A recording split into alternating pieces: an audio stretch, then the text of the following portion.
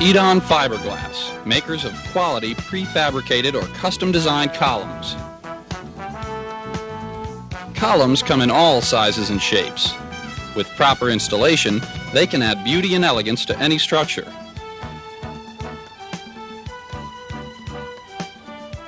The following tape through the necessary steps to ensure that your columns are installed properly. This procedure is the same for exterior as well as interior applications.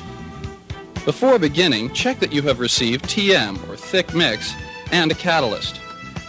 These chemicals are to be mixed very carefully according to the enclosed instructions. The wrong mixture could have the paste cure too fast or too slow for workability. Too much catalyst can cause combustion. You will also need a few items that can be purchased locally. A paintbrush or plastic squeeze bottle, such as a ketchup or mustard bottle, acetone or lacquer thinner for cleanup,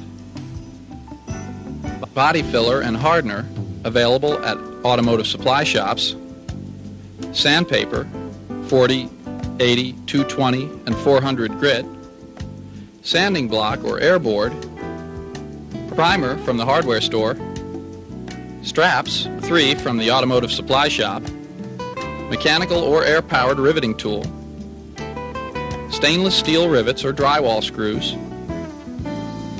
and a flat, flexible rasp.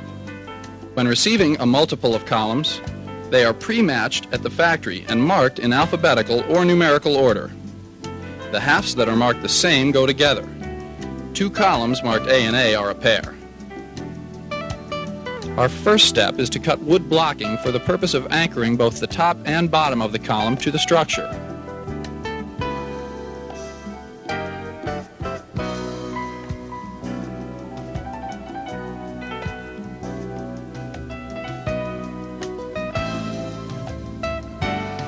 You will note that the bottom blocking is secured above floor level.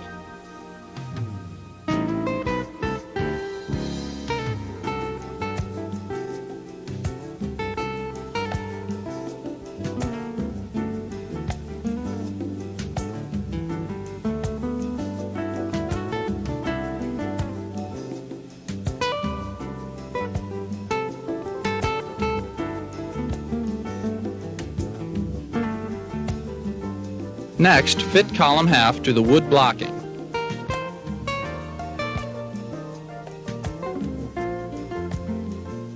Mark where holes are to be drilled.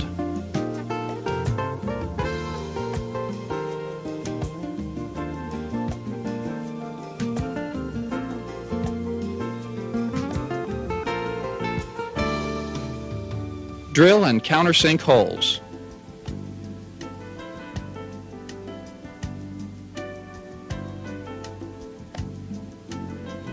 At this time, you should drill and countersink holes through the entire length of the column, approximately 8 inches apart.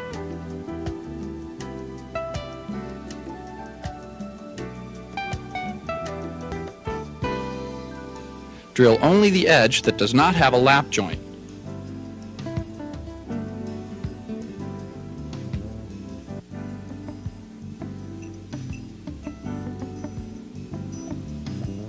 Attach the top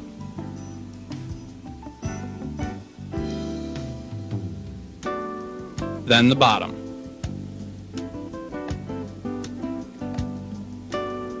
Additional blocking may be required for columns that are larger than 18 inches in diameter.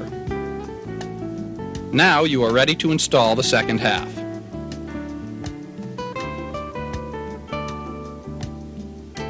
Be sure that the 2 halves fit together properly before attempting any permanent installation. Although the columns are pre-matched at the factory, they may need some adjustment for a perfect fit. On occasion, there may be too much or not enough material in the joint area to make the seam fit properly. Too much material will require the removal of any excess with a sanding disc. Too little material will require small wooden shims. Shims can be cut from regular paint sticks. Now you have a perfect fit. Again, drill and countersink holes the entire length of the column, only on the edge without the lap joint, 8 inches apart. Now mix the TM paste per instructions supplied with the installation kit. Again, please follow instructions carefully. Be careful not to add too much catalyst, no more than 5 or 10 cc's per pint. The wrong mixture could cause combustion. Apply a small bead of TM along the lap joint edge of the column using a brush or a squeeze bottle.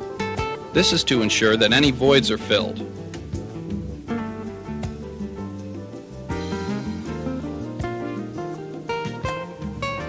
Now fit the second half into place. Use strapping, sold at any automotive store, to hold the two halves together until the rivets or screws are in place. Now that you have strapped the columns together and assured their alignment, use the pre-drilled holes as a guide. Drill through the lap joint and install rivets or screws. A mechanical as well as a powered rivet tool can be used.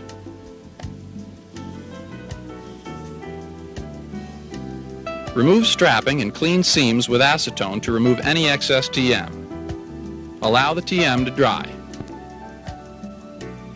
Sand the surface of the seam with 40 grit paper to remove any high spots or roughness. Now it is time to install the base. Again, cut wood blocking to fit the column base. Attach the wood blocking to the floor.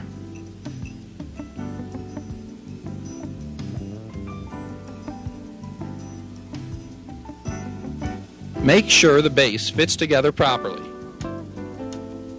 Drill and countersink holes for screws and rivets. Now secure the base. Next, run masking tape down the entire length of the column, 1 inch on either side of the seam. This will leave you with a 2-inch area to finish between the masking tape.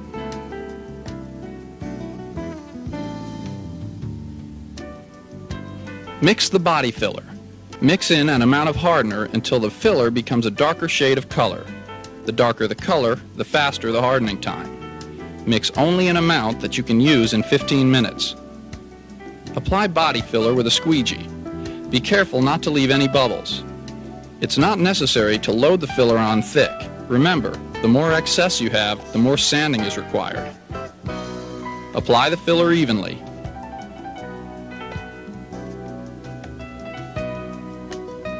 While the filler is still wet, remove the masking tape.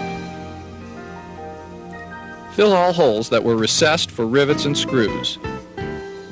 When filling various configurations of the base or capital, a paint stick or simply your finger will do the job. Allow to dry 5 minutes or so. Using a flexible rasp blade, remove the excess body filler following the contour of the column.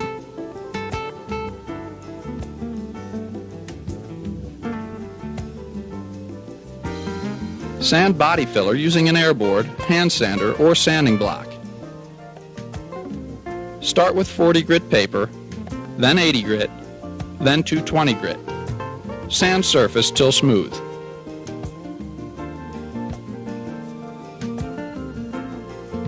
Priming. We recommend a standard spray primer in a can, sold at any local hardware store. Prime only the area of the body filler. Drying time is 45 to 60 minutes. After the primer is dry, lightly sand the entire column with 400 grit paper or Scotch-Brite. You are now ready for finish painting. We suggest using an oil-based paint. This is only one example of the many columns, bases, and capitals available at Edon Fiberglass. Prefabricated, as well as custom-made columns from Edon will give your structure that special look. Call anytime if you require additional technical assistance. Dial 1-800-523-2539.